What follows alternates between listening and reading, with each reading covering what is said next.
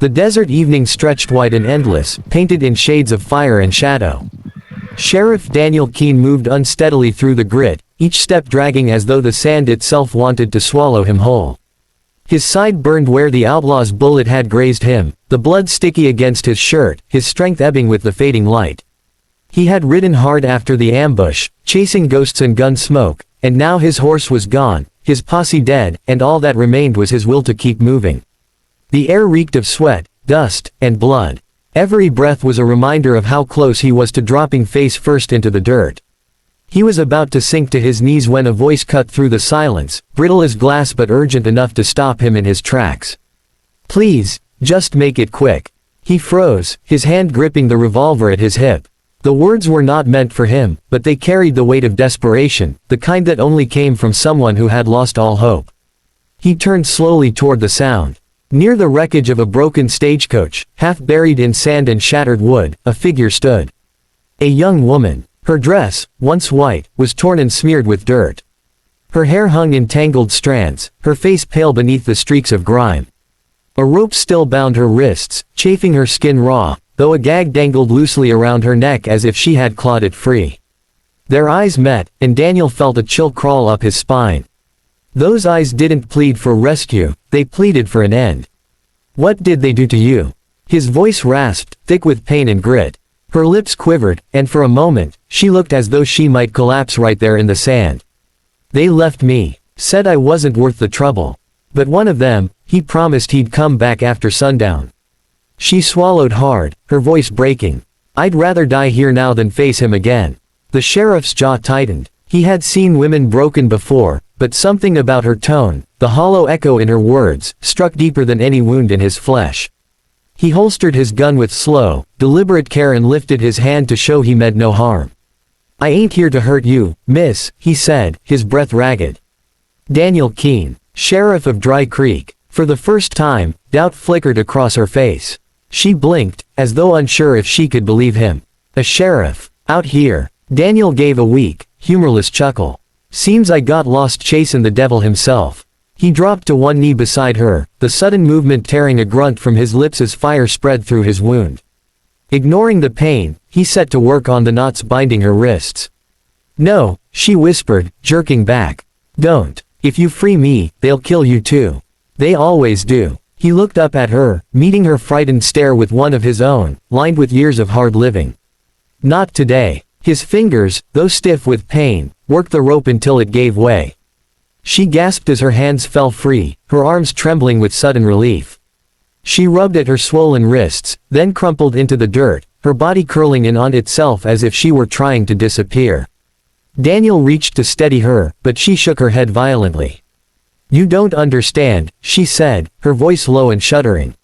"He isn't just a man. Their leader. I saw him. When he looked at me, I knew it. He's the devil." The sheriff frowned, though unease pricked at him. "A man bleeds like any other. The devil don't ride a horse and carry a rifle." But even as he said it, doubt gnawed at him. He remembered the chaos of the ambush, his men cut down in seconds. Amid the gun smoke, he had seen their leader's eyes. Cold, burning, wrong. He had thought it was fear or exhaustion twisting his memory, but now, hearing the woman's words, he wasn't so sure. The wind picked up, shrieking across the open plain. Daniel forced himself upright, his revolver sliding back into his grip out of habit more than reason. His breath came shallow, his vision swimming, but he steadied himself and scanned the horizon. The woman's warning pressed against his ribs like a second wound. And then he heard it, the sound that made the hair on his neck rise. Hoofbeats. Distant but steady, rolling closer like a storm. The woman's eyes widened, filling with tears. "He's coming back." Daniel stepped in front of her, planting himself like a battered wall. "Stay behind me," he muttered, lifting his revolver toward the rising plume of dust. Out of the haze emerged a lone rider. His horse was black as coal, its mane wild in the wind. The man himself wore a long black duster that shifted with the breeze, and his eyes, glowing faintly in the dimming light, locked onto Daniel with chilling familiarity. He dismounted with a calmness that chilled the sheriff to his bones, each movement deliberate, measured. Then he smiled, a smile without warmth, without mercy, a smile that seemed to stretch deeper than any human face should allow. "Sheriff," the man said, his voice scraping like steel dragged over stone. "You should have stayed dead with the rest of your men." Daniel's revolver held steady, but his heart thudded like a war drum. In those eyes, he saw no man. Only the devil the woman had warned him about. The world seemed to shrink in that moment, the desert vastness closing in around the three of them as though nothing else existed beyond the battered stagecoach, the trembling woman, and the figure in black. The outlaw's black horse stamped the earth, snorting clouds of dust as the rider advanced with the patience of a predator that already knew its prey had nowhere to run. Daniel kept his revolver raised, though his hands trembled from blood loss. The woman pressed herself into the dirt behind him, whispering the words again that had first chilled him. "Please, just make it quick." Her voice cracked, and the sheriff realized with a jolt she wasn't begging him anymore. She was begging the man in black. The outlaw tilted his head, eyes narrowing with cruel delight. "She remembers me. That's good. Fear clings to a soul like dew to morning grass. Makes it sweeter." His words were not loud, but they cut through the air with unnatural weight, as though carried on the wind itself. Daniel swallowed hard, refusing to let his voice shake. "You're not taking her." The man in black smiled wider, his teeth pale and sharp against the shadow of his face. "Not taking her, Sheriff, she's already mine. Same as you." He stepped closer, and Daniel could swear the ground beneath his boots darkened, like oil seeping into the sand. The air smelled faintly of sulfur, burning and acrid, and the sheriff fought the instinct to recoil. He fired. The crack of the Colt split the silence like lightning. The bullet struck the outlaw square in the chest, and vanished. Not a drop of blood, not even a flinch. The man only laughed, a hollow, rolling sound that scraped against Daniel's bones. The woman screamed, covering her ears, but Daniel gritted his teeth and fired again. Then again. Each shot vanished as though the outlaw's body were smoke, as though the desert itself swallowed the lead before it could find purchase. When the hammer clicked empty, the man stopped laughing. He leaned forward slightly, his voice low and intimate. "You thought you were chasing men, lawman.